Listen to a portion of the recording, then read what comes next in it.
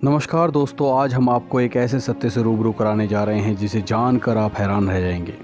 दोस्तों, हमने बचपन से यही जाना कि हम सभी की जन्म और मृत्यु होती है, और ऐसा केवल हमारे साथ ही नहीं, समय समय पर अवतार लेने वाले देवी देवताओं की भी जन्म मृत्यु होती है।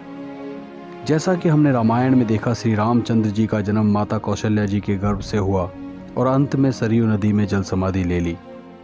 इसी तरह श्री कृष्ण जी का जन्म देवकी जी से हुआ और मृत्यु बाल्या नामक शिकारी के तीर मारने से हुई। बस इसी को आधार मानकर आज तक हमने यही जाना कि भगवान भी जन्मते और मरते हैं, तो हम किस खेत की मूली हैं, ये तो प्रकृति का विधान है। लेकिन हमने यह जानने की कोशिश कभी नहीं कि जो स्वयं जन्म मृत्यु के चक्कर में है वो परमेश्वर कैसे हो सकता है। जी हाँ, परमेश्वर तो अजन्मा है, अविनाशी होना चाहिए। वह स्वयं सृष्टि के कर्ता हैं, रचयिता हैं, तो उनका जन्मदाता कोई और कैसे हो सकता है। वेदों में भी लिखा है कि परमेश्वर सशरीर प्रकट होता है। ऋग्वेद मंडल नंबर 9 सूक्त 96 के मंत्र 17 में लिखा है कि वह कांतिमय परमात्मा प्रत्येक युग में शिशु रूप धारण करके कमल के फूल पर प्रकट होते हैं, इसीलिए उनको नारायण कहा जाता है। नारायण का अर्थ जल पर अवतरित होने वाला। लेकिन कौन है वो नारायण जो जन्म मृत्यु में नहीं आता, जो अविनाशी है, सर्वशक्तिमान है और प्रत्येक युग में प्रकट होकर एक पूरा जीवन यहाँ पर लीला करता है। दोस्तों, अब और ज़्यादा सोचने की ज़रूरत नहीं है, बस आप इस वीडियो को एंड तक देखते जाइए और आपको अपने आप पता चल जाएगा कि वह परमात्मा कौन है, कैसे प्रकट होते हैं और किस तरह यहाँ लीला करके सशरीर चले जाते हैं। इसके अलावा हम आपको यह भी बताएंगे कि चारों युगों में शिशु रूप में परमात्मा किसको मिले। लेकिन सबसे पहले हम आपको बता दें कि वह परमात्मा कोई और नहीं, कबीर साहिब जी हैं, जो कभी गर्भवास में नहीं आते। वह अपने सतलोक से सशरीर आते हैं और सशरीर चले जाते हैं। दोस्तों, यह बात हम वैसे ही नहीं बोल रहे, वेदों में इसका प्रमाण है और स्वयं कबीर साहिब जी ने अपनी वाणियों में बताते हैं, ना मेरा जन्म गर्भ बसेरा, बालक बन दिखलाया, काशी नगर जल कमल पर डेरा, तहाँ जुलाए ने पाया। फिर आगे बताते हैं, मात पिता मेरे कुछ नाही, ना मेरे घर दासी, जुल्हे का सुत आन कहाया, जगत करे मेरी हंसी। गरीबदास जी महाराज जी भी कबीर साहिब जी के बारे में बताते हैं, भक्ति मुक्ति ले उतरे, मेटे तीनों ताप, मोमिन के डेरा लिया, कहे कबीरा बाप।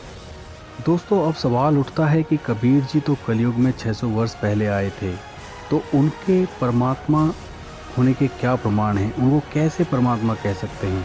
इसके लिए हम आपको बताते हैं कि कबीर साहिब जी को हम पूर्ण परमात्मा क्यों बता रहे हैं और वह सभी युगों में आते हैं या नहीं। दोस्तों, कबीर साहिब जी की वाणी है, सतयुग में सत्सुकृत कह टेरा, त्रेता नाम मनिंदर मेरा, द्वापर में करुणा में कहाया, कलयुग नाम कबीर धराया। कबीर साहिब जी चारों युगों में अलग अलग नामों से यहाँ प्रकट होते हैं और एक पूरा जीवन लीला करके चले जाते हैं। सतयुग में परमेश्वर कबीर जी विद्याधर व दीपिका नामक ब्राह्मण और ब्राह्मणी को कमल के पुष्प पर मिले। त्रेता में वेद विज्ञ ऋषि सूर्य नामक साध्वी को सरोवर के कमल के पुष्प पर मिले। द्वापर में कालू व गोदावरी नामक निसंतान दंपति को सरोवर के कमल के पुष्प पर मिले। और कलयुग में नीरू नीमा नामक जुलाहा दंपति को काशी के लहरतारा तालाब में कमल के पुष्प पर मिले।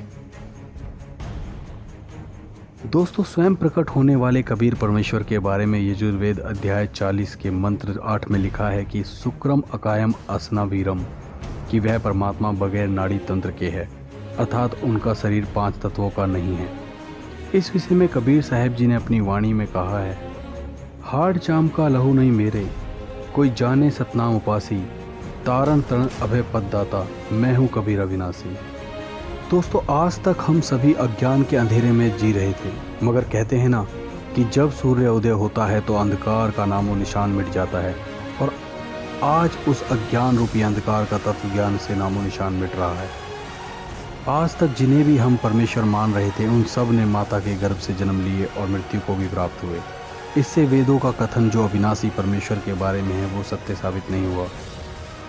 केवल कबीर साहिब जी इस संसार में सशरीर प्रकट हुए और लाखों लोगों के सामने मगर से सशरीर सतलोक चले गए। उनके शरीर की जगह फूल मिले थे। इस बात का प्रमाण आज भी वहाँ देखने को मिलता है। दोस्तों, अब इतना तो पता चल ही गया कि कबीर साहिब ही पूर्ण परमात्मा हैं, सर्वशक्तिमान हैं, सबके जनक हैं, जो स्वयं कभी माँ के गर्भ से जन्म नहीं लेते। वो सशरीर आते हैं, सशरीर चले जाते हैं।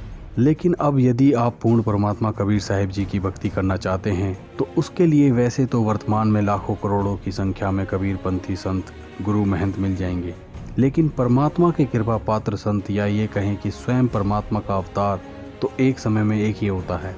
और वर्तमान समय में संत रामपाल जी ही एकमात्र ऐसे संत हैं जो कबीर साहिब जी की सतभक्ति विधिवत बताते हैं।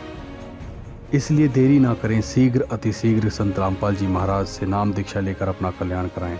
समझा है तो सिर धर पाऊं, बहु नहीं रहे ऐसा दाव। सत साहिब।